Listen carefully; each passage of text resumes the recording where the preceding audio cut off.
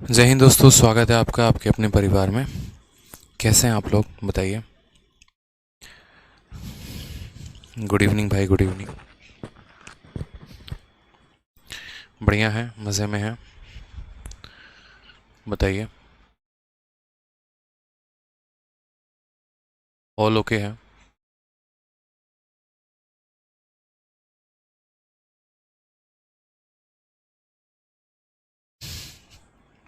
राधे राधे भाई, राधे राधे। चलिए, बहुत शानदार, आ जाइए। अब हमें आगे क्वेश्चंस बनाने हैं। क्वेश्चन नंबर 178 से लेकर आगे तक के बढ़िया क्वेश्चन जो है, ठीक है, उनको हमें आगे बनाना है। एक बच्चा कह रहा है, सर कॉन्ग्रेचुलेशन, आपकी बुक इंडिया में ट्रेंड कर रही है। बहुत बहुत इसके लिए धन्यवाद आपको। ठीक है, आप सभी का तहे दिल से बहुत ज़्यादा धन्यवाद कि आज इंडिया पर, पूरे भारत में सबसे ज़्यादा जो प्यार है आप लोगों ने दिया है फॉर्मूला बुक को, और ऐसे ही बस प्यार देते रहें। ठीक है, चलिए, बहुत शानदार। तो हम लोग आगे बढ़ते हैं और आगे के सेशंस को कंटिन्यू करते हैं, क्वेश्चंस को। मैंने हमेशा से कहा है कि देखिए, आप किसी भी एग्ज़ाम की तैयारी करते हैं, डजेंट मैटर करता है। ठीक है, आपके पास कौन सी किताब है, नहीं है, कोई मैटर नहीं करता है, लेकिन आपके टेबल पर फॉर्मूला बुक ज़रूर होना चाहिए। ठीक है, क्योंकि वो आपको मदद करेगी शुरू से प्रिपरेशन के दौरान। इसीलिए फॉर्मूला बुक अगर आपने ऑर्डर नहीं किया है तो फॉर्मूला बुक आप ऑर्डर कर लीजिए और मंगवा लीजिए। फ्लिपकार्ट पर भी है, अमेज़न पर भी है, और बहुत जल्द हमारे एप्लीकेशन पर भी आ जाएगा, तो वहाँ से भी आप ऑर्डर कर सकते हैं। ठीक है, चलिए, बहुत अच्छी बात है। अब आज का सवाल हम देखते हैं यहाँ पर क्या कहा गया है। The income of X is 42% more than that of Y, and the income of Z is 45% less than that of sum of income of X and Y. भाई, what percentage is income of Z less than the income of X. ठीक है, अच्छा सवाल है। Phase 9 2022 का बढ़िया question है। यहाँ पर कुल मिलाकर तीन लोगों की बातें की गई हैं। एक्स हो गया हमारा, फिर उसके बाद वाई हो गया, और फिर उसके बाद हमारा जेड हो गया। कहा गया है कि एक्स की जो इनकम है वो 42% ज़्यादा है वाई के इनकम से। यानी अगर हम वाई के इनकम को 100 मानते हैं तो इससे 42 ज़्यादा है, और वो कौन है, एक्स से, यानी वो 142 है। ठीक है, और जेड की जो इनकम है वो 45% कम है, sum of income of X and Y, यानी इन दोनों के सम से 45% कम है। इन दोनों का सम कितना हो गया, तो 142 और 100 242 हो गया।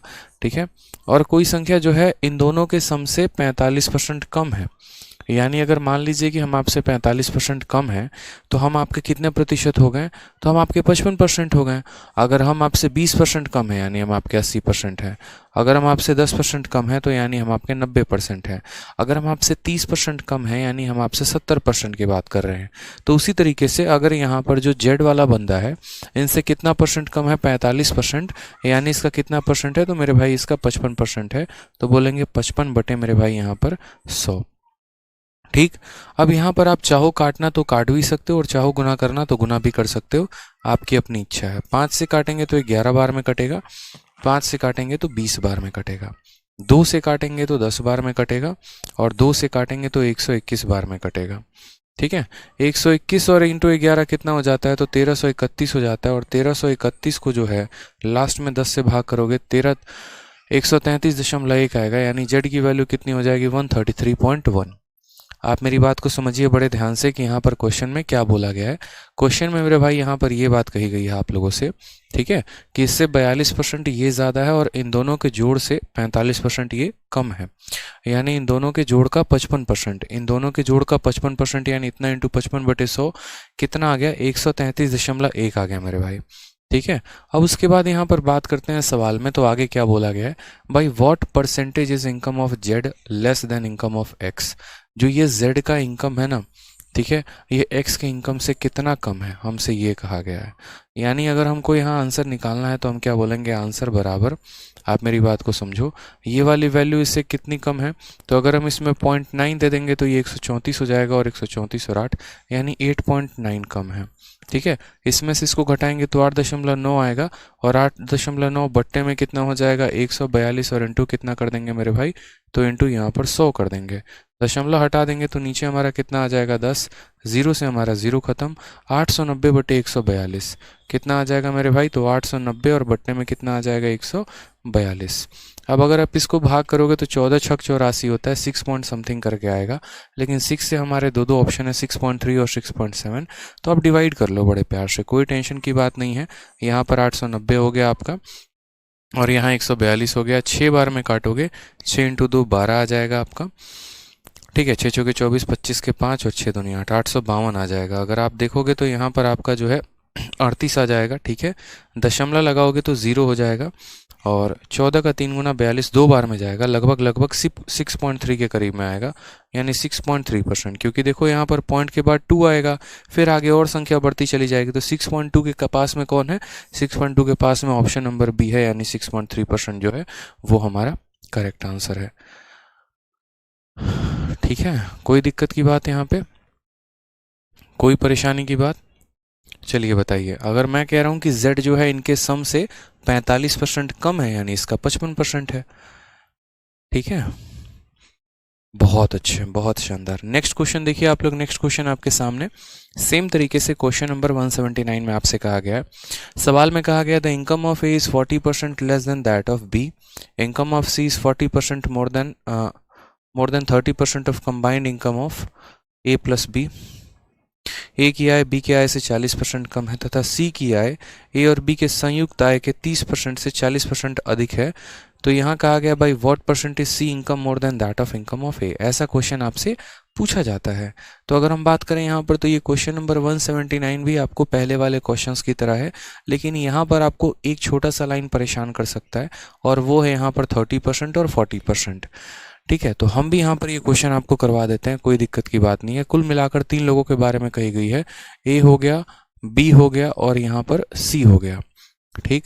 कहा गया income of A is 40% less than that of b, यानी अगर हम बात करें यहाँ पर तो ये 100 है, तो इससे 40% कौन है कम, तो ये कम है, यानी ये कितना है 60 है, ठीक है।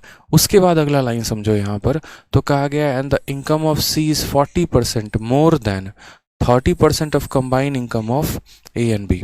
तो सबसे पहले ए और बी का कंबाइंड इनकम निकालो, ए 60 रुपये और बी 100 रुपये, यानी कंबाइंड इनकम कितना हो गया, कंबाइंड इनकम 160 हो गया, कंबाइंड इनकम कितना हो गया, तो 160 हो गया।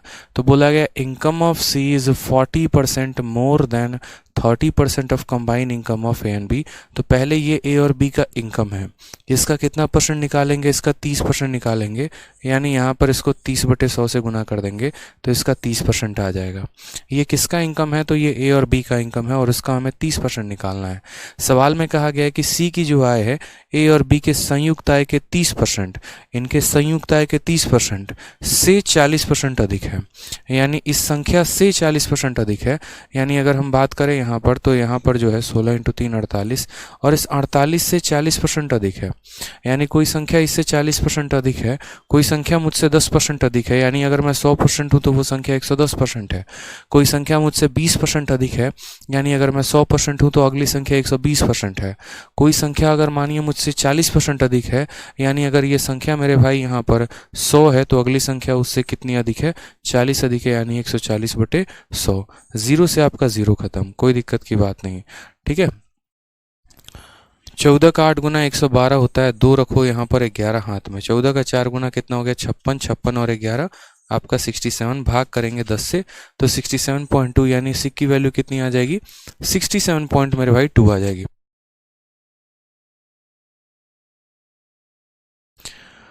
ठीक है। विनय बाबू चुपचाप पढ़ लो पहले, ठीक है, बाद में यहाँ पर जो है 171 171 करते रहना। अभी जो पढ़ा रहा हूँ पहले उसको पढ़ लो, नहीं तो बाद में फिर ये कहोगे 179 179, ठीक है। ये भी क्वेश्चन इंपॉर्टेंट है, इस पर फोकस करो, बाद में अपना बोलते रहना 171 172 जो भी है।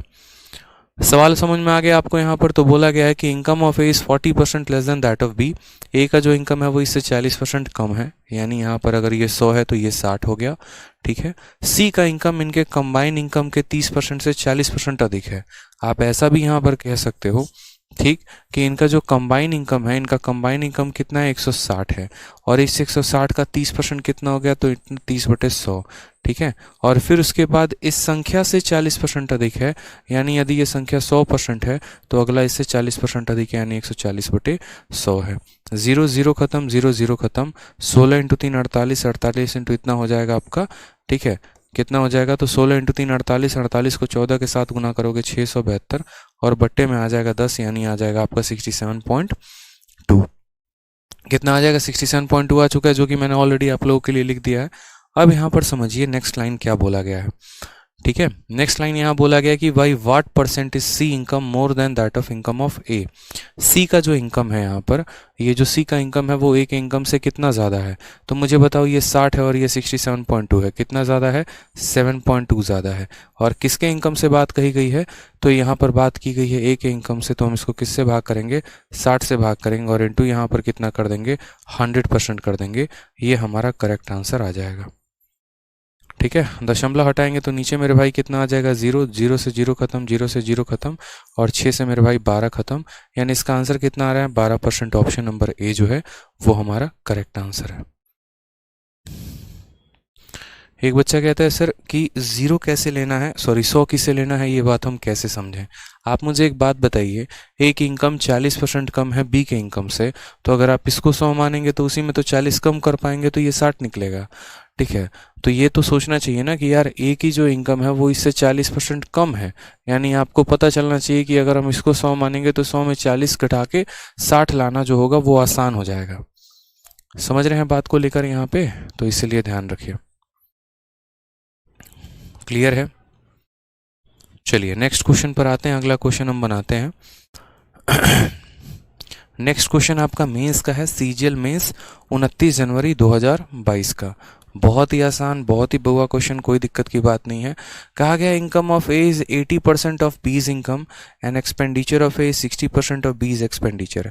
If total income of A is equal to 90% of B expenditure, then by what percent are the saving of A more than B saving. अब ऐसे क्वेश्चन हमने आपको करा रखा है जहाँ पर इनकम, एक्सपेंडिचर और सेविंग, ये सभी क्वेश्चंस मेरे भाई जो हैं आपको मैंने ऑलरेडी करवा रखा है कि इनकम का रेशियो कैसे लिखते हैं, एक्सपेंडिचर का रेशियो कैसे लिखते हैं, सेविंग का रेशियो कैसे लिखते हैं, 2 लोग होते हैं तो कैसे आता है, 1 व्यक्ति होता है तो कैसे लिखते हैं, सब बातें मैंने बता रखी है। उसी का ये नेक्स्ट लेवल का क्वेश्चन है। अगर हम यहाँ बात करते हैं तो 2 लोगों के बारे में बात हुई है, ए भी है और बी भी है। ठीक है, तो बोला गया इनकम ऑफ ए, देखो यहाँ पर, तो हम क्या करेंगे, यहाँ हम बोलेंगे सर देखो बात ऐसी है, यहाँ पर आप इनकम लिख लो, यहाँ पर आप एक्सपेंडिचर लिख लो और यहाँ पर आप सेविंग लिख लो। ये हमारा ए हो जाएगा और ये हमारा बी हो जाएगा। ठीक, अब मेरी बात को समझना बड़े ध्यान से। Income of A is 80% of B's income, यानी बी के इनकम का 80% किसका है, तो ए का इनकम है। यानी अगर हम बात करें यहाँ पर, तो अगर हम बी के इनकम को 100 मान लेते हैं तो जो ए का इनकम आएगा, ठीक है, वो इसी का 80% होगा, इसी 100 का 80% होगा। 100 का 80% कितना हो जाएगा, तो 100 का 80% 80 हो जाएगा मेरे भाई। समझ में आ रहा है मेरी बात यहाँ पे कि इसी संख्या का 80% कौन होगा, तो इसी संख्या का 80% हमारा ए होगा। ठीक है, फिर उसके बाद कहा गया expenditure of A is 60% of B expenditure. अगर हम इसके एक्सपेंडिचर की बात करें कि ए का जो खर्चा है वो बी के खर्चे के कितना है, तो इसी के खर्चे का 60% है। समझ में आ रहा है मेरी बात यहाँ पर कि जितना ये बंदा खर्च करता है उसी के खर्चे का कितना है, तो 60% है। अब हमें यहाँ पर 2 वेरिएबल देना पड़ेगा। ठीक है, क्योंकि एक तो मेरे भाई यहाँ पर इसका 80% ये है, फिर इसका 60% ये है, तो हमें इसको x मानना पड़ सकता है और इसको हमें y मानना पड़ सकता है। ये हमारे लिए बहुत आवश्यक है। समझ में आ रहा है मेरी बात यहाँ पे, तो बोला गया है इनकम ऑफ ए इज इतना % ऑफ बीज इनकम। फिर उसके बाद यहाँ पर expenditure of A 60% of B expenditure. तो इसको जैसे मानो हमने 100x बोला था और इसको हमने यहाँ पर 80x बोला था, अगर हम इसको मानो 100y बोलते हैं तो यहाँ पर इससे कितना है, तो बोला गया है कि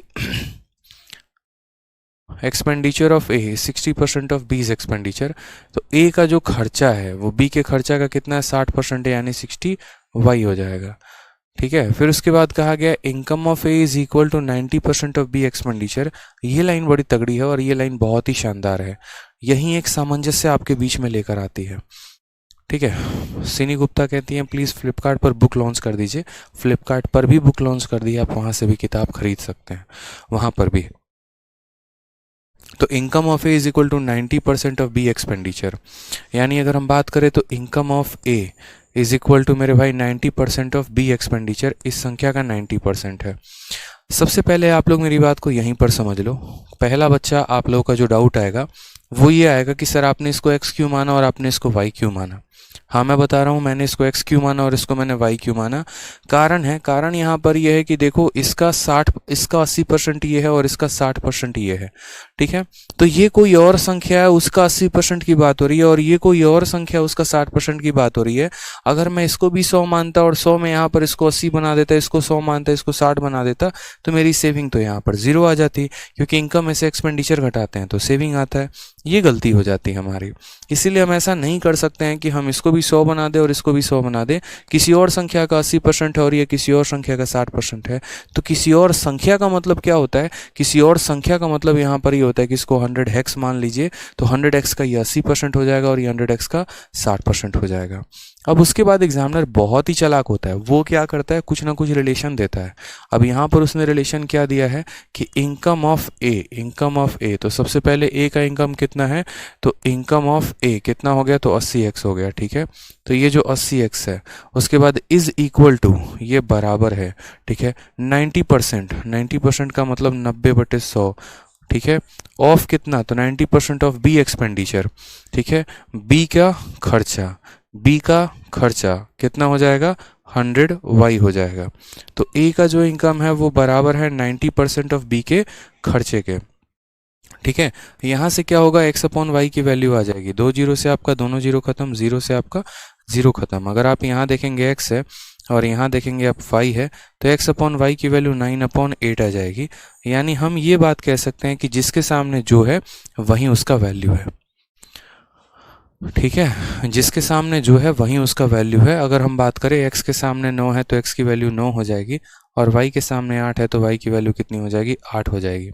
यानी अगर हम वापस यहाँ पर इनकी वैल्यूज़ को रखें तो हम यहाँ बोलेंगे कि सर देखो x की वैल्यू अगर हम 9 रखते हैं तो 9 × 100 कितना हो जाएगा ये, तो बोलोगे सर 9 × 100 ये मेरे भाई 900 हो जाएगा, और 9 × 80 कितना हो जाएगा, तो 9 8 72 हो जाएगा मेरे भाई।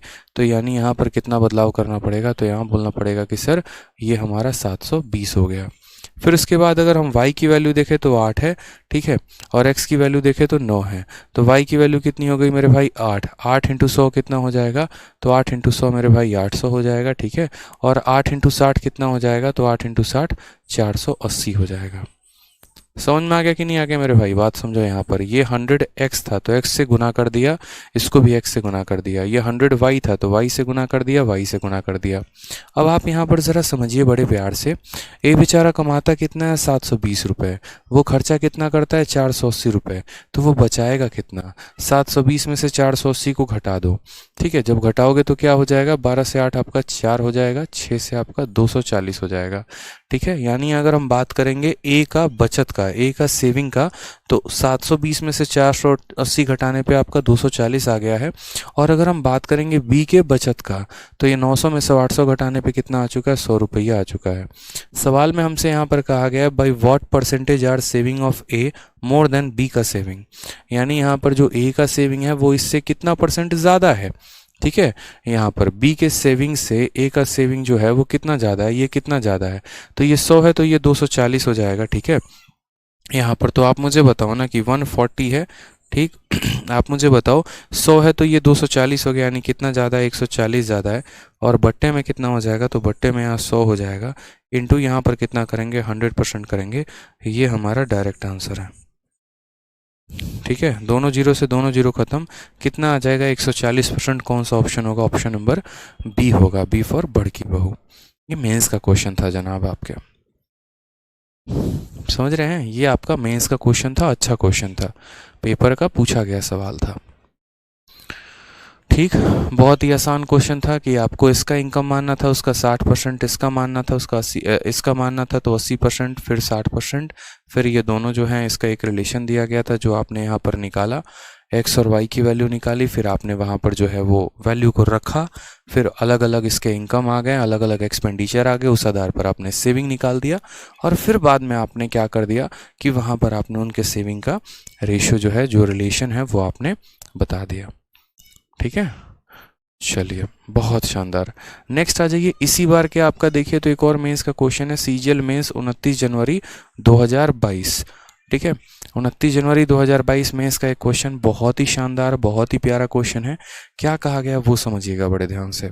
कहा गया है the monthly expense of a person are इतना % more than her monthly saving, ठीक है, इतना percent more than her monthly saving. If her monthly income increases by 44% and expense increases by 60%, there is an increase of इतना rupees in her monthly saving. What is the initial expenditure. ठीक है, शुरू का खर्चा कितना था. सवाल में कहा गया कि एक व्यक्ति का मासिक व्यय उसके मासिक बचत से, यानी जो मासिक व्यय, व्यय क्या होता है, खर्चा, तो एक व्यक्ति का जो खर्चा है उसके बचत से इतना परसेंट अधिक है. ठीक, फिर उसके बाद यदि उसकी मासिक आय में 44% की वृद्धि होती है और उसके मासिक खर्चे में 60% की वृद्धि होती है, तो उसके मासिक बचत में 1040 रुपये की वृद्धि होगी. तो बताओ आरंभिक व्यय रुपए में कितना था. ये भी बहुत ही अच्छा क्वेश्चन है, बहुत ही शानदार. ठीक है सर, आप कभी टीचिंग मत छोड़ना प्लीज़. अरे नहीं छोड़ूंगा, परेशान मत हो, आप लोग पढ़ो, आप लोग पढ़ाई पर फोकस करो, मैं आप लोग को बहुत आगे तक लेके जा सकता हूँ. मैं आपको इतना बोलूँगा, ठीक है, ज़्यादा मुझे बोलना आता नहीं है, बस इतना ही कहूँगा कि अगर आप पढ़ने के लिए डेडिकेशन है तो मैं आपको पढ़ाने के लिए बहुत ज़्यादा डेडिकेटेड है. ठीक है, अगर आपके अंदर है ज्वाला है, अगर आपके अंदर उज्ज्वला है कि नहीं यार मेरे को तो बहुत आगे बढ़ना है लाइफ में, मुझे बहुत कामयाब इंसान बनना है, तो मैं उस रास्ते पर आपके साथ खड़ा हूँ. लेकिन अगर भटकाव ज़्यादा है, इधर उधर की बातें ज़्यादा करनी है, समय वेस्ट करना है, तो फिर आप शायद गलत ट्रैक पर हैं, मैं इतना कहूँगा, और गलत जगह पर भी हैं.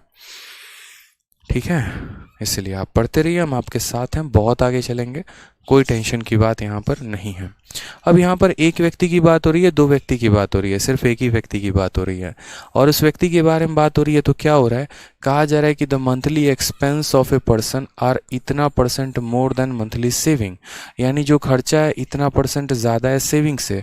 अब ये जो परसेंट है, इस परसेंट को कितना कहते हैं, 66 सही 2/3 को कितना कहते हैं, तो बोलोगे सर 2/3 होता है. ये जो फ्रैक्शन है ये कितना है, 2/3 होता है. यानी यहाँ एक्सपेंस की बात है, सेविंग की बात है, तो हम यहाँ लिखते हैं ये हमारा इनकम हो गया, ये हमारा एक्सपेंडिचर हो गया, और ये हमारा सेविंग हो गया. ठीक है, अगर मानो यहाँ पर बच्चे मेरे, मानो कहा गया है जो खर्चा है वो व्यक्ति का इतना ज़्यादा है सेविंग से, यानी अगर हम सेविंग को 3 रुपये मानते हैं तो जो है खर्चा उसमें 3 में 2 ज़्यादा है, यानी हमारा खर्चा कितने का है, 5 का है. इस बात को आप समझे या नहीं समझे कि अगर तुम यहाँ पर बचत को 3 रुपये मान रहे हो तो यहाँ पर जो 66 सही 2/3% है, तो पहले दिन ही बता रखा है कि 3 का इतना परसेंट 2 के बराबर होता है, यानी यहाँ पर जो बचत जो खर्च होगा वो 3 में 2 ज़्यादा होगा, यानी कितना होगा, 5. जैसे मैं बोलता हूँ कि मैं आपसे 20% ज़्यादा हूँ, यानी 20% को पहले हम लोग तोड़ते हैं, फिर उसको 1/5 लिखते हैं, फिर यहाँ पर बोलते हैं कि जैसे a इससे 20% ज़्यादा है, यानी यदि b का मान 5 है तो 5 में ये एक ज़्यादा है, यानी ये कितना है, 6 है, इसलिए कि इससे 20% ज़्यादा. ठीक है, अगर कोई संख्या किसी से 10% ज़्यादा होती है, यानी अगर वो 10 है तो अगली 11 हो जाएगी. ठीक है, चलिए नेक्स्ट पॉइंट यहाँ पर अब समझते हैं. अगला पॉइंट मेरे भाई यहाँ पर क्या कहा गया है, तो अगला पॉइंट यहाँ पर देखो, अब यहाँ पर जैसे मानो कि ये 3 आ गया, ठीक है, और ये 5 आ गया, तो 3 और 5 को तो सॉल्व करना मुश्किल है, ऐसा तो है नहीं कि हम उसको सॉल्व कर पाएंगे, तो इसको 3 और ना 5 मानकर हम इसके पीछे 2 0 लगा लेते हैं, इसको 300 बना देते हैं, इसको 500 बना देते हैं. अब बोलोगे सर क्यों मल्टीप्लाई किया आपने इसको 100 से, हमने इसको इसीलिए मल्टीप्लाई किया 100 से ताकि मेरे भाई इसका प्रतिशत अगर आगे हमको निकालना पड़ जाए ना तो वो बड़ा आसान हो. ठीक है, जैसे मानो 3 का 25% निकालना मुश्किल है, लेकिन 300 का 25% निकालना आसान है. समझ रहे मेरी बात को आप यहाँ पे. ठीक है, तो ये बचा कितना रहा है, 300, खर्चा कितना कर रहा है, 500, तो इसकी कमाई कितनी होगी, 500 और 300 यानी 800 रुपये ये बेचारा कमा रहा होगा. ठीक, फिर उसके बाद यहाँ सवाल में क्या कहा गया वो देखो, if her monthly income increases by 44%, अगर मानो यहाँ पर कि ये वैल्यू जो है हमारी 44% से बढ़ जाती है. ठीक है, यानी 800 का 44%, तो अगर हम बात करते हैं तो यहाँ पर देखते हैं 800 का 44%, तो 800 इंटू 44 अपॉन कितना हो जाएगा, 100. अगर हम देखें तो 2 0 से 2 0 खत्म, 8 चौके 32 का 2, 3 हाथ में, 8 चौके 32 और 3 35, यानी कितना हो जाएगा मेरे भाई, तो यहाँ पर जो है कितना बढ़ जाएगा, तो 800 का 44% यानी 352, तो 800 में 352 बढ़ जाएगा, यानी हम बोलेंगे सर 1152 हो जाएगा. ये भी लाइन समझ लीजिए, दोबारा से समझ लीजिए, अच्छे से समझ लीजिए कि यदि उसके महीने को 44% से बढ़ा दिया जाए तो इस संख्या का 44% 352 होता है, तो 800 में 352 बढ़ा दिया जाए, यानी कितना कर दिया जाए, 1152 कर दिया जाए. ठीक है, फिर कहा गया कि और साथ में हम उसके खर्चे को 60% बढ़ा दें, यानी ये 500 रुपया है और इसका 60%। तो हमने मेरे भाई कहा 500 का 60% यानी 500 इंटू 6/100। ठीक है मेरे भाई, 2 जीरो से 2 जीरो खत्म, 60 का 5 गुना कितना हो जाएगा 300। ठीक है, यानी 500 का 60% कितना होता है 300 होता है, यानी इसमें हम 300 बढ़ा देंगे तो कितना हो जाएगा 800। और अब तो आखिरी क्लास है, आप लोग इतने तो यहाँ पर एक्सपर्ट हो ही गए होंगे कि इस संख्या का आपको 30% 60% निकालना आ जाए। 60% इसका 300 है, 300 बढ़ा दिया। ठीक है, तो यहाँ पर मुझे एक बात बताओ, पहले ये व्यक्ति 800 कमाता था, 500 खर्चा करता था, 300 बचाता था। आज ये 1152 कमा रहा है, खर्चा सिर्फ 800 कर रहा है, तो इसकी बचत कितने की होगी? 1152 में से 800 घटा दो, 1152 में से 800 घटा दो तो कितना आ जाएगा मेरे भाई? 352 आ जाएगा। यानी क्या अब ये पहले से ज़्यादा सेव कर पा रहा है? तो बोलोगे हाँ सर सेव तो कर पा रहा है। पहले कितना सेव करता था? 300, अब कितना करता है? 352। कितना अधिक कर रहा है? तो मेरे भाई 52 अधिक कर रहा है। कितना अधिक कर रहा है? 52 अधिक कर रहा है। यानी ये जो 1040 दिया गया है, ठीक है, तो ये जो 1040 है मेरे भाई, ये कितने की वैल्यू है? ये हमारा 52 का वैल्यू है। कितने की वैल्यू है? 52 की, क्योंकि इतना वो अधिक कर रहा है, यानी रुपए वाला मान 52 के बराबर है। तो कहा गया है व्हाट इज इनिशियल एक्सपेंडिचर, शुरू में वो खर्च कितना कर रहा था? तो शुरू में वो खर्च 500 कर रहा था, 52 का मान देके 500 का मान हमसे पूछा है। अगर हम 52 से काटेंगे तो इसको 2 बार में काटेंगे, 5 इंटू 2 हमारा कितना हो जाएगा? तो 5 इंटू 2 हमारा 10 हो जाएगा। 2 जीरो और 1 जीरो, यहाँ कुल मिलाकर 3 जीरो लग जाएंगे, 10,000 हो जाएगा। ऑप्शन नंबर जो सी है वो हमारा करेक्ट आंसर होगा। ठीक है गुरुजी, लव यू भाई, लव यू। बहुत शानदार, एकदम शालीनता से आप लोग पढ़ाई कर रहे हैं, बहुत ही अच्छा लग रहा है मुझे। ऐसे ही मन लगा कर पढ़िए, बहुत ही शानदार। सिर्फ पढ़ते रहा करो खुशी से, एकदम अच्छे से। क्या चाहिए और बताओ? समझ में आ गया बात यहाँ, कि उसको 300 माना, कि उसको 500 माना, ताकि इसका 60% निकालना आसान हो। ठीक है, इसका 44% निकालना आसान हो। अगर हम यहाँ डबल ज़ीरो पीछे नहीं लेते ना तो बड़ा मुश्किल सा हो जाता, और यहाँ पर हम 44% नहीं निकाल पाते। ये सभी मेंस के क्वेश्चन है बच्चे आपके इस बार के। ठीक है, चलिए नेक्स्ट क्वेश्चन देखते हैं। यहाँ पर नेक्स्ट क्वेश्चन 182, बहुत ही प्यारा, बहुत ही अच्छा क्वेश्चन है। इसको देखते हैं सबसे पहले। ठीक है, इस सवाल में देखिए क्या बोला गया है। कहा गया है कि 70% of student in a class are girls and 70% of the girls chosen soccer as their favourite sport. ठीक, फिर उसके बाद कहा इफ 98 गर्ल्स हैव चोजन। ठीक है, अच्छा एक और बात, जितने भी बच्चों का डाउट है ना, तो कल मैं आप लोगों का डाउट क्लास एक अलग से अरेंज कर दे रहा हूँ, कल आप लोग डाउट क्लास में पूछ लेना। ठीक है, हाँ, लेकिन ऐसा नहीं होना चाहिए कि आप लोग का जो डाउट है वो ऐसा हो, इतना बकवास टाइप हो कि दिमाग की दही करने वाली वो बातें। क्योंकि यार देखो, जो चीज़ें पढ़ा रखी है, अब जैसे मानो इस समय मैंने ये क्वेश्चन पढ़ा दिया 181, और फिर कल के पता चले कि डाउट में ये बोलो सर 181 दोबारा से बताना, तो वो क्वेश्चन मैं डाउट में नहीं बताऊंगा। डाउट क्लास के भी कल कुछ रूल्स होंगे, कोई भी चैप्टर खत्म होगा आपका तो उसका एक डाउट होगा। अब यहाँ पर जो मैं कल डाउट क्लास लूँगा मेरे भाई अरिथमेटिक में, तो वो डाउट में आपका ये रहेगा कि जो क्वेश्चंस मैंने नहीं बताए हैं या कहीं पर किसी पर्टिकुलर पॉइंट पर आपको दिक्कत आ रही है, तो वो कल के क्लास में आप पूछ लेना।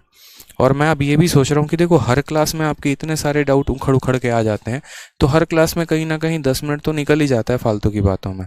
तो उससे बढ़िया क्यों ना एक डाउट सेशन रख दें, ताकि जिन बच्चों को पर्टिकुलरली डाउट होगा वो उस दिन क्लास को देखेंगे, अपने डाउट को पूछ लेंगे। ठीक है, तो कल इसी समय पर आपका, आज तो परसेंटेज खत्म हो जाएगा, और आज परसेंटेज खत्म होने के बाद कल हम आपकी जो है वो डाउट क्लास लगा देंगे। कोई दिक्कत? ठीक है, चलिए, तो कल जितने भी बच्चों का जिन जिन क्वेश्चंस में डाउट होगा वो कल पूछ लेना, परेशान मत होना, ताकि आपके मन में ये भी ना रहे कि हाँ सर ने हमें नहीं बताया, हमें नहीं पढ़ाया। ठीक है, हमारे डाउट को नहीं सुनते हैं। आपकी भी सुनवाई होगी, लेकिन एक पर्टिकुलर दिन होगी। ठीक है, और जो क्वेश्चंस मैंने बता दिए मैं उनको डाउट में नहीं बताऊंगा, ये मैं अभी क्लियरली कह दे रहा हूँ। जो नहीं बताया मैं उनको बता सकता हूँ। ठीक है, आ जाओ। एक कक्षा में 70% विद्यार्थी लड़कियां हैं और 70% लड़कियों ने सॉकर को अपना पसंदीदा खेल चुना है। यदि 98 लड़कियों ने सॉकर को अपना पसंदीदा खेल चुना है, तो कक्षा में विद्यार्थियों की कुल संख्या क्या है? बहुत ही शानदार। इस सवाल को सबसे बढ़िया, ऐसे सवाल जब भी आते हैं ना, आप सीरीज मेथड इस्तेमाल कर लिया करो, ज़्यादा आसान होता है। ठीक है, आप जैसे मानो कि पूरे क्लास को, मान लो कि पूरे क्लास में x बच्चे हैं, पूरे क्लास में कितने बच्चे हैं? तो x बच्चे हैं। ठीक। फिर उसके बाद कहा गया 70% स्टूडेंट लड़कियां हैं, तो यहाँ पर जो है ना इसका 70% लड़कियां हैं, यानी इंटू 70 बटे कितना हो जाएगा, तो 100 हो जाएगा। ये पूरा स्ट्रेंथ है और इसका 70% लड़कियां हैं। ठीक है, ये पूरा स्ट्रेंथ है और इसका 70% क्या हो गई, तो लड़कियां हो गई। ठीक, अब ये लड़कियों की संख्या आ गई। उसके बाद यहाँ पर 70% of the girls chosen soccer as their favourite sport. ठीक है, तो ये मेरे भाई जो यहाँ पर आ गया ना, इसका 70% जो है, ठीक है, ये पूरे लड़कियां, देखो ये हमारा किसका संख्या है, तो ये हमारा पूरा क्लास का संख्या है, उसका 70% निकाल देंगे तो लड़कियों का संख्या आ जाएगा। और लड़कियों का, ये पूरे लड़कियों का, ये पूरे लड़कियों का 70% लड़कियां सॉकर खेलती हैं, यानी यहाँ पर इस पूरे का 70%, यानी इस पूरे का 70/100 बराबर होगा किसके, तो बराबर होगा उनके जो लड़कियां सॉकर का गेम खेलती हैं।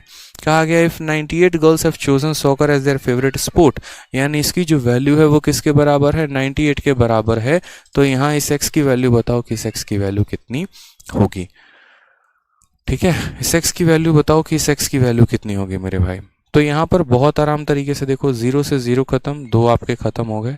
7 से अगर आप काटेंगे तो आपका जाएगा 1 बार में और 4 बार में, 7 से काटेंगे तो आपका जाएगा 2 बार में। तो फाइनली जो हमारी x की वैल्यू आ जाएगी वो 2 × 00, यानी यहाँ पर आ जाएगा 200। और ये एक बड़ी बात है, हमारा आंसर कितना आ गया, option number d for Devasena. ठीक है, फॉर्मूला बुक हिंदी में नहीं है क्या, बिल्कुल है। फॉर्मूला बुक जो है वो बाइलिंगुअल है, इंग्लिश प्लस हिंदी दोनों में है। ठीक है, क्लियर है ये बात आपको यहाँ पे। चलिए, बहुत शानदार। ठीक है, तो ये हमारा जो है वो टोटल नंबर ऑफ स्टूडेंट हो गए, उसका 70% लड़कियां हो गई, उस लड़कियों का 70% सॉकर खेलती हैं और वो 98 के बराबर है।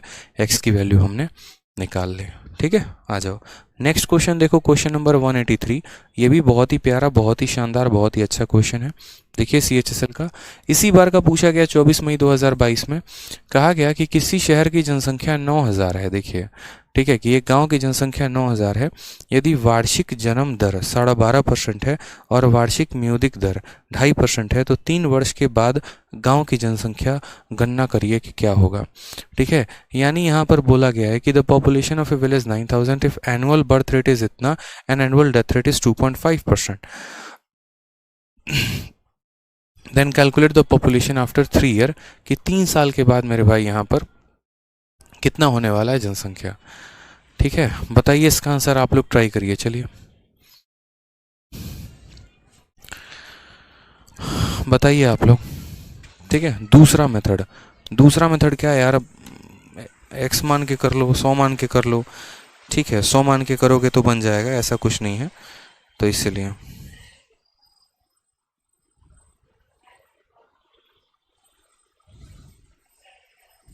ट्राई करो। चलो,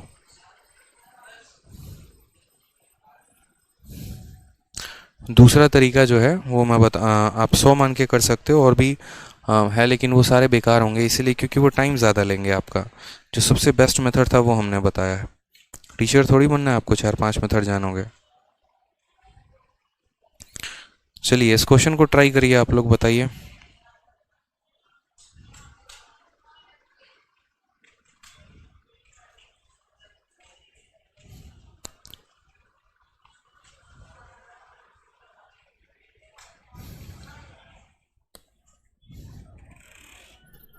देखो, इतना आसान क्वेश्चन अपने लाइफ में आपने कभी नहीं देखा होगा, मैं आपको बता रहा हूँ, इतना आसान ये क्वेश्चन है।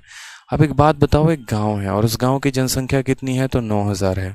ठीक है, मैंने आपको सीरीज मेथड कराया था, उसमें ऐसे क्वेश्चन करवाए थे, लेकिन इसका जो मिसलेनियस वाला रखा था ना, वो मैंने लास्ट में रख दिया था। अब यहाँ पर कहता है कि उस गांव में जन्म का जो दर है वो 12.5% है और मृत्यु का जो दर है वो 2.5% है। अब ऐसे समझ लो कि आपके गांव में 10 नए जन्म होते हैं और 2 लोगों की मृत्यु हो जाती है, यानी आपके गांव की जनसंख्या कितने से बढ़ गई है, तो आपके गांव की जनसंख्या जो है वो 8 से बढ़ गई है। ठीक है, आदित्य सिंह, आपका बच्चे जो भी डाउट है 161 और 167 जो आप कह रहे हैं, तो कल प्रतिशत का डाउट क्लास होगा, आप उसमें पूछ लीजिएगा। ठीक है, कल एक स्पेशल क्लास में लगवा देता हूँ, परसेंटेज का डाउट क्लास, आप उसमें पूछ लीजिएगा, परेशानी नहीं होगी आपको, अभी पढ़ लीजिए। ठीक है, हर चैप्टर के एंड में मैं एक डाउट क्लास रख दूंगा, उसमें आप लोग को जितना भी डाउट होगा, जो भी होगा, आप में से पूछ लेना, मैं बता दूंगा आपको। आ जाइए, तो शहर की जनसंख्या यहाँ पर कही गई है 9000, जन्म का दर 12.5% है और मृत्यु का दर 2.5% है। अब आप मुझे एक बात बताओ यहाँ पर कि जैसे गांव की जनसंख्या जन्म के चलते 12.5 बढ़ना चाहती है, लेकिन 2.5% लोगों की मृत्यु हो जाती है, यानी गांव की जनसंख्या बढ़ कितनी पाई है? सिर्फ 10% ही तो बढ़ पाई है ना।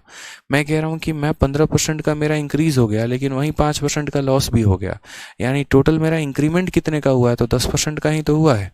ठीक है, तो उसी तरीके से यानी 12.5 तो बढ़ रहा है लेकिन 2.5 कम हो रहा है, तो 12.5 से 2.5 घटाओगे तो 10% मेरे भाई आ जाएगा। आज मेरे शहर की जनसंख्या देखो, ये 9,000 है। ठीक है, यहाँ पर ये 9,000 हो जाएगा।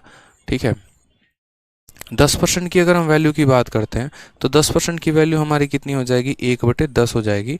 यानी यहाँ पर करेंगे तो 1 का इंक्रीज कितने के ऊपर? 10 के ऊपर। 1 का इंक्रीज कितने के ऊपर? 10 के ऊपर मेरे भाई, कोई टेंशन की बात। तो population of a village is 9,000, annual birth rate is 12.5% and annual death rate is 2.5%। Calculate the population after 3 year, यानी हर साल जनसंख्या बढ़ कितने से रही है? 10% से। हर साल जनसंख्या बढ़ कितने से रही है? 10% से।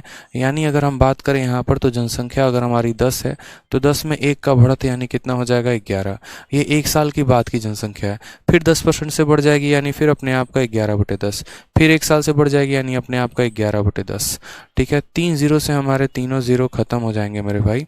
ठीक है, ये हमारा 9 है और ये हमारा 11 का क्यूब है। 11 का क्यूब 1331 होता है। मल्टीप्लाई कर दो, 9 आ जाएगा, 9 तिरके 27, 9 तिरके 27 29 और 9 कम 9 2 11, 11,000 इतना आ जाएगा।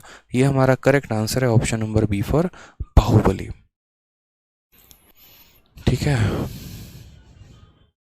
कोई दिक्कत की बात बताइए। बहुत ही आसान सिंपल क्वेश्चन है, बहुआ क्वेश्चन है। 12.5 से जन्म हो रहा है, 2.5 से मृत्यु हो रही है, जनसंख्या 10% से बढ़ रही है। अब इस चीज़ को 10% से 3 बार बढ़ा देना है, यानी इंटू 11/10 इंटू 11/10 इंटू 11/10। ठीक है, चलिए बहुत शानदार। क्वेश्चन नंबर 184 कल करा दिया था। ठीक है, क्वेश्चन नंबर 185 भी कल करा दिया था। क्वेश्चन नंबर 186 आपको मैंने कहा था कि आपको ट्राई करना है। ठीक है, और क्यों ट्राई करना है? क्योंकि ये बहुत आसान क्वेश्चन है, कोई ज़्यादा इसमें टफनेस थी नहीं। ठीक है, ये सारे। और लास्ट जो था वो कौन सा क्वेश्चन था? तो 187 था। ये 187 भी एक अच्छा क्वेश्चन हम इसको कह सकते हैं। 2 क्वेश्चन अभी हमारे पास हैं, 187 और 188। तो पहले हम लोग इसको देख लेते हैं, फिर उसके बाद यहाँ पर जो एक आधा बचेंगे उनको हम लोग देख लेंगे। 2 क्वेश्चन हैं, देखिए बहुत अच्छे अच्छे क्वेश्चन है, समझिएगा आप मेरी बात को। सवाल में कहा गया है यहाँ पर, चमन लाल, अरशद और जगजीत सिंह किसी चुनाव में भाग लेते हैं। ठीक है, all the vote polled were valid, सारे के सारे जो मत हैं वो एकदम सही हैं, कोई टेंशन की बात नहीं है। Arshad got 35% of total vote, Arshad को कुल वोट का अरशद को जो है यहाँ पर टोटल वोट का 35% मिलता है। साथ में for every 35 votes Chaman Lal got 14 vote, ये लाइन बड़ा इंपॉर्टेंट है। ठीक है, for every 35 vote Chaman Lal got 14 vote, the winner got 4950 vote more than the person who receive the least number of vote, find the total number of vote polled. अच्छा question है, किसमें पूछा गया? CGL 16/8/2021 यानी 16 अगस्त 2021 को। ठीक है, समझ गए। शिवम कुमार शर्मा कहते हैं सर इनकम टैक्स और नेट इनकम वाला बता दीजिए। उसकी ज़रूरत नहीं पड़ती बच्चे, वो नहीं आता है पेपर में। ठीक है, वो एक ही टाइप का क्वेश्चन बनता है कि अगर हम इतना % नेट इनकम कर देंगे, वो बकवास क्वेश्चन है। वो बहुत ज़माना पहले का क्वेश्चन था, आज के टाइम पर उसकी सूरत तक देखने को नहीं मिलती है, इसीलिए उसको छोड़ दो। ठीक है, तो बताओ यहाँ पर चमन लाल, अरशद और जगजीत सिंह चुनाव में पार्टिसिपेट करते हैं। सभी के जो वोट हैं, all the polled vote were valid, यानी अगर हम बात करें तो ये चमन लाल हो गया, ये अरजीत हो गया और ये अरशद हो गया और ये जगजीत हो गया यहाँ पर। पहला लाइन पढ़िए यहाँ पर, all the votes polled were valid, यानी पूरा का पूरा 100% वोट डला है। ठीक है, पूरा का पूरा कितना डला है? तो 100%। 186 कराएंगे, पहले 187 और 188 करा लेने दो, उसके बाद 186 करा देंगे वक्त मिला तो। पहले इसको देखो, एक भी क्वेश्चन आप लोगों से होता नहीं है, ट्राई करने को तो भी नहीं होगा, यही हालत हो जाती है कभी कभी आप लोगों की। देखो, कहा गया Arshad got 35% of total vote. अगर हम टोटल वोट को 100 मान लेते हैं तो अरशद को कितना मिलता है? 35% मिलता है, यानी 100 का 35% कितना हो जाएगा? 35 वोट हो जाएगा। समझ रहे मेरी बात को? यहाँ पर मैं कह रहा हूँ कि मान लो कि हम टोटल वोट को कितना मान लेते हैं, तो टोटल वोट को हम 100x मान लेते हैं, तो इसी का 35% 35x हो जाएगा ना। फिर उसके बाद यहाँ पर कहा गया है for every 35 vote Chaman Lal got 14 vote. ठीक है, हर 35 वोट में चमन लाल को कितना वोट मिलता है? 14 वोट मिलता है। यानी अगर हम चमन लाल का प्रतिशत पता करना चाहें तो चमन लाल को कितना % वोट मिल रहा है, तो आप मुझे बताओ हर 35 वोट में चमन लाल को 14 मिल रहा है, यानी 14/35 × 100, ये चमन लाल का क्या होगा? परसेंटेज होगा। 7 से काटेंगे तो 2 बार में, 7 से काटेंगे 5 बार में, और 5 से मेरे भाई काटेंगे तो 20 बार में, यानी चमन लाल को कितना % वोट मिल रहा है? 40% वोट मिल रहा है। चमन लाल को कितना % वोट मिल रहा है? 40%। तो टोटल वोट कितना था? 100 था, उसका 40% कितना होता है? 40x होता है। तो चमन लाल को कितना मिला? 40x। अरशद को कितना मिला? 35x। 40 और 35 कितने हो गए? 75, और 75 हो गए तो जगजीत को कितना मिलेगा? तो जगजीत को मिलेगा 25x। जगजीत को कितना मिलेगा मेरे भाई? तो 25x। कोई परेशानी की बात? एक एक लाइन को हमने तोड़ा, एक एक लाइन को हमने अच्छे से समझा, कोई वोट बेकार नहीं गया। इस बाबू को पूरा का पूरा इसका 100% मिला। चमन लाल को हर 35 वोट में 14 वोट मिलते हैं, यानी इतना % मिलता है। तो 100 का 40% 40 हो गया, जो बच गया वो जगजीत को मिल गया, क्योंकि कोई भी वोट बेकार नहीं है। कहा गया कि जो भी विजेता है, द विनर गॉट इतना vote more vote than the person who received the least number of vote. यानी जो चुनाव को जीता है ना, उसने यहाँ पर 4,950 वोट ज़्यादा प्राप्त किए हैं। और किससे प्राप्त किए हैं? उससे जो चुनाव को सबसे हार गया है। ठीक है, तो यहाँ पर जीता कौन? जिसको सबसे ज़्यादा वोट मिले। और सबसे कम किसको मिला? जगजीत को। कितने वोटों से जीता? तो 15 यूनिट से। यानी असल में ये जो 4,960 है, ये मेरे भाई कितने का मान है? तो इन दोनों का डिफरेंस है। सॉरी, 4,950। ठीक है, 4,950 जो है मेरे भाई यहाँ पर, वो कितने का मान है? तो इन दोनों का डिफरेंस है, यानी ये हमारा 15x का मान है। कितने का मान है? तो 15x का मान है। और हमसे यहाँ कहा गया टोटल नंबर ऑफ वोट को पता करने को। टोटल वोट हमारा कितना है? 100x है, तो हम इसको किससे गुना कर देंगे? 100x से मेरे भाई गुना कर देंगे। x से हमारा x खत्म हो जाएगा। ठीक है, और यहाँ पर जो है 15 से अगर हम काटेंगे तो बोलेंगे सर देखो 15 का 3 गुना 45, फिर यहाँ 15 का 3 गुना 45, फिर यहाँ 0, 330 को 100 के साथ गुना कर दो, आपका ऑप्शन आ जाएगा option number d. D for Devasena. Clear है? बताइए, कोई दिक्कत की बात यहाँ पे? कोई परेशानी? टोटल वोट हमने 100 मान लिया, उस 100 का 35% निकाल दिया। फिर उसके बाद सवाल में हमसे कहा गया चमन लाल को हर 35 वोट में 14 वोट मिलते हैं। इसका परसेंटेज पता कर लिया कि कितना % वोट ये लेता है, इसका डील कितने % का है, ये क्या चाहता है। तो 40% का डील इसका है, तो यहाँ पर टोटल वोट का वो 40% लेगा। 75% हो गए तो ये कितना लेगा? 25। ठीक है, कहा गया दोनों का डिफरेंस यहाँ दे रखा है, टोटल बता दो, वो हमने कर दिया। ठीक है, सीजीएल का अच्छा क्वेश्चन था ये। चलिए, सोनम कहती हैं सर प्री हिंदी में दे दें और डिस्क्रिप्टिव इंग्लिश में कोई फ़र्क तो नहीं पड़ता? कोई फ़र्क नहीं पड़ता, लेकिन डिस्क्रिप्टिव में एस्से और लेटर दोनों को एक ही भाषा में आपको लिखना होगा। ऐसा आप नहीं कर सकते कि आप एस्से को इंग्लिश में लिख दो और लेटर को हिंदी में लिख दो, ऐसा नहीं कर सकते। ठीक है, और आपने कौन सी भाषा चूज़ कर रखी है और आप डिस्क्रिप्टिव को किस भाषा में देते हो, इससे कोई फ़र्क नहीं पड़ता है। ठीक, आ जाइए। चलिए, एक बच्चा हिंदी मीडियम का है, उसने हिंदी में प्री को दिया है, मेंस को दिया है, तो वो डिस्क्रिप्टिव इंग्लिश में दे सकता है, ऐसे कोई टेंशन की बात नहीं है। ठीक है, आ जाइए। क्वेश्चन नंबर 188 को हम देखते हैं, समझते हैं, बनाते हैं। क्या कहा है? Rajan spend 10% of his salary on rent. अपने पैसे का, अपने तनख्वाह का 10% वो रेंट देता है। He spend 20% of the remaining part of salary on transport. जो पैसा बच गया उसका 20% वो ट्रांसपोर्ट में देता है। After which he spend 40% of the balance of salary on food. फिर जो पैसा बच गया उसका 40% वो खाने में देता है। Further he spend 80% of the balance on various bills. उसके बाद जो पैसा बच गया उसका 80% वो बिल में खर्चा करता है। ठीक है, फिर कहा गया ही डिपॉजिट 5000 इन द बैंक। फिर उसके बाद और जो पैसा बच गया उसमें से उसने 5000 रुपये बैंक में जमा कर दिए। And kept the remaining 1480 for his on पेटी एक्सपेंडिचर। और बैंक में जमा करने के बाद आज उसके जेब में 1480 रुपये हैं जो उसने अपने खर्च के लिए रखे हैं। Find his monthly salary. ठीक है, ये क्वेश्चन मैंने जान के आपके शीट में डाला हुआ है, 17 अगस्त 2021 का ये क्वेश्चन है। और ये क्वेश्चन इसीलिए डाला ताकि हम आपको एक रिमेनिंग का कंसेप्ट जो है वो हम आपको समझा सकें कि मेरे भाई यहाँ पर रिमेनिंग का कंसेप्ट होता क्या है।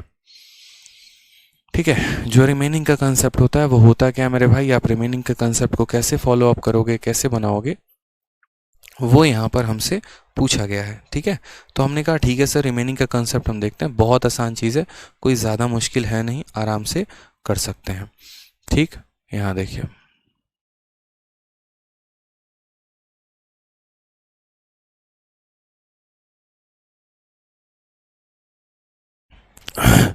आ जाइए, तो यहाँ पर सवाल में हम देखते हैं और समझते हैं कि यहाँ पर क्या बोला है।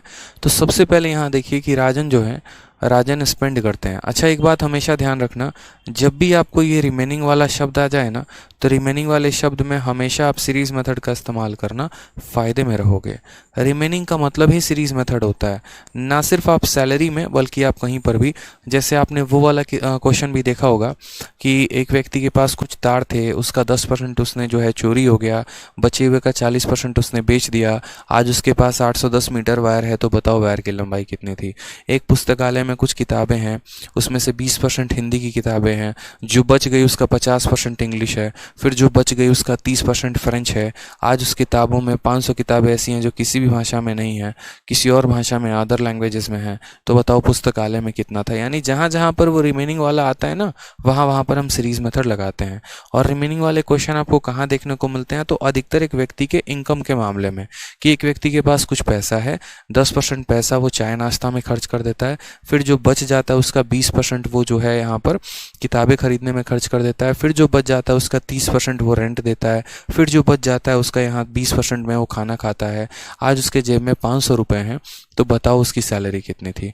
ये जितने भी प्रकार के क्वेश्चन होते हैं सब में हम क्या इस्तेमाल करते हैं, रिमेनिंग का मेथड इस्तेमाल करते हैं। तो अगर मेरे भाई यहाँ पर हम बात करें तो हम यहाँ बोलेंगे कि राजन की सैलरी को अगर हम x मान लेते हैं, क्या मान लेते हैं, x मान लेते हैं, तो कहा गया कि Rajan spend 10% of his salary on rent. यानी इसका देखो, अच्छा रिमेनिंग की सबसे खूबसूरत बात पता है क्या होती है, कि उसको 100 में से घटाना होता है। जैसे मानो कि अगर उसने 10% खर्चा कर दिया ना, तो आप 90% ले लेना, अगर उसने 20% खर्चा कर दिया ना, तो 50% ले लेना। अरुणवीर कहते हैं 4950 कैसे आया है। अच्छा अरुणवीर जी, सवाल को पढ़िए, पता चल जाएगा कैसे आया है। मेरे भाई सवाल में दिया गया था 4950, तो वहां से आया है। सवाल में कहा गया था कि जो व्यक्ति वोट चुनाव जीता है और जो सबसे कम वोट प्राप्त किया है, इन दोनों का अंतर 4950 है। तो जो ये 4950 यहाँ दिया गया था वो इन दोनों का अंतर था, और ये सवाल में दिया गया था। अब हम बात कर रहे थे रिमेनिंग को लेकर। तो रिमेनिंग में हमेशा क्या होता है कि आपको उसको 100% में से घटाना होता है। तो अब देखिए, जैसे ये व्यक्ति अपने सैलरी का 10% खर्चा कर दिया, किस पे, रेंट पे 10% खर्चा कर दिया, तो बचा कितना, 90%, यानी आप लिखोगे 90/100। फिर उसके बाद मेरे भाई यहाँ 20% of remaining on transport, 20% transport पे खर्चा कर दिया, तो बचा कितना, तो बोलोगे सर 20% ट्रांसपोर्ट पे खर्चा कर दिया तो बचा होगा 80%। ठीक है, फिर उसके बाद मेरे भाई 40% of the balance on food, 40% खाने पे, 40% खाने पे तो बचा कितना होगा, तो बोलोगे सर 60%, यानी 60/100। ठीक है, फिर उसके बाद 80% of the balance on bill, 80% bill pay तो बचा कितना होगा, 20%, यानी इंटू 20/100। ठीक है, फिर उसके बाद मेरे भाई यहाँ पर क्या करता है, 5000 रुपये बैंक में जमा कर देता है। इस पूरे पैसे में से 5000 घटा दो, अब आपका रिमेनिंग अमाउंट आ जाएगा। ठीक है, तो पता चला कि जो उसके पास पैसे बचे थे उसमें से 5000 रुपये उसने बैंक को दे दिए, और अब उसके पास कितना रुपया बचा है, तो 1480 बचा है। कितना बचा है मेरे भाई, तो 1480 बचा है। ये बातें आपको समझ में आई कि ये उसका तनख्वाह था, 10% खर्च करने के बाद 90 बचा, 20 करने के बाद 80 बचा, 40 करने के बाद 60 बचा, फिर 80 करने के बाद 20 बचा।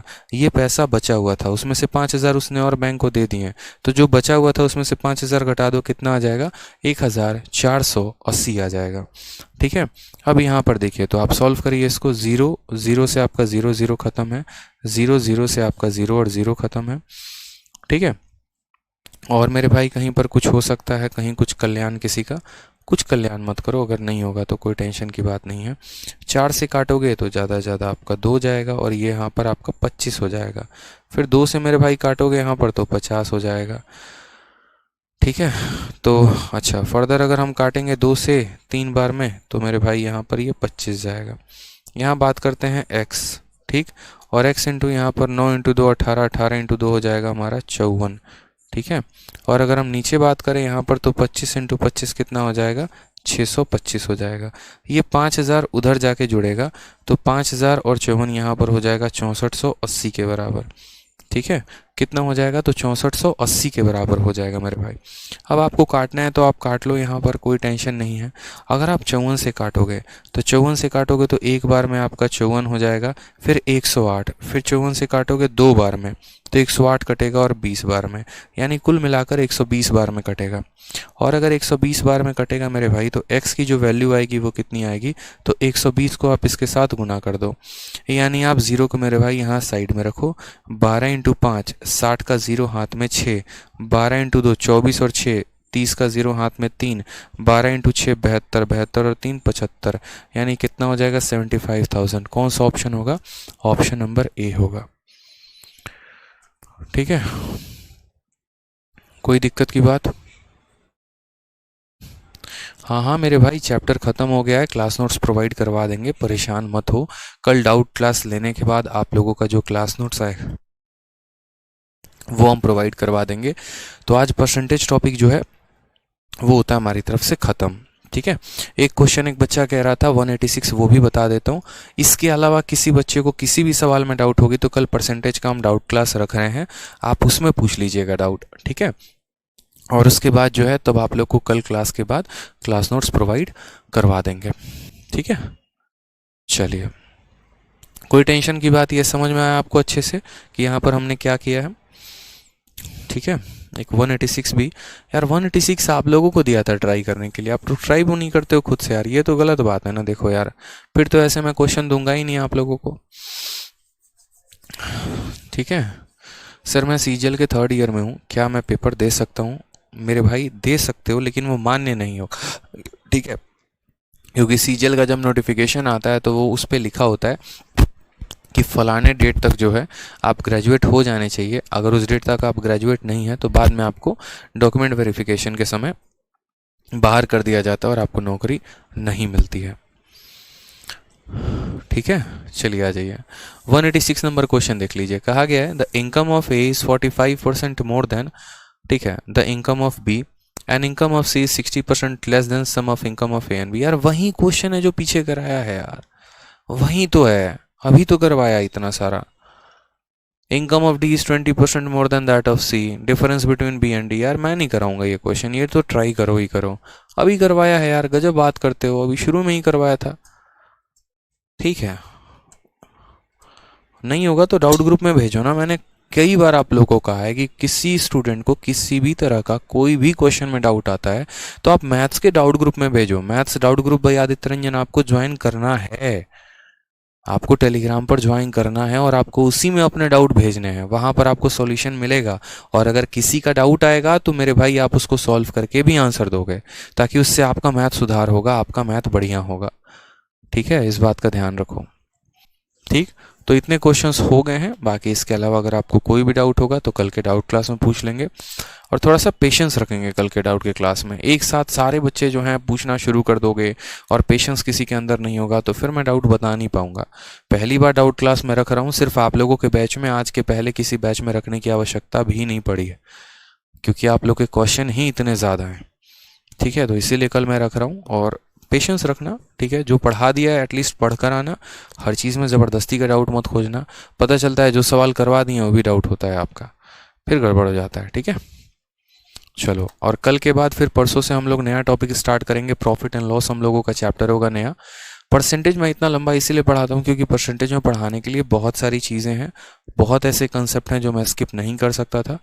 मैटर मेरे लिए टाइम नहीं है कि हाँ टाइम ज़्यादा लग रहा है कम लग रहा है, मैटर मेरे लिए वो कंटेंट है, ठीक है। क्योंकि ऐसा तो होता नहीं है कि किसी बच्चे का अगर एक बार में सिलेक्शन नहीं होता तो वो अगली बार पेपर नहीं देता है, बिल्कुल देता है, लेकिन अगर वो कंटेंट ही उसके पास नहीं हो तो अगली बार भी उसका सिलेक्शन नहीं होगा।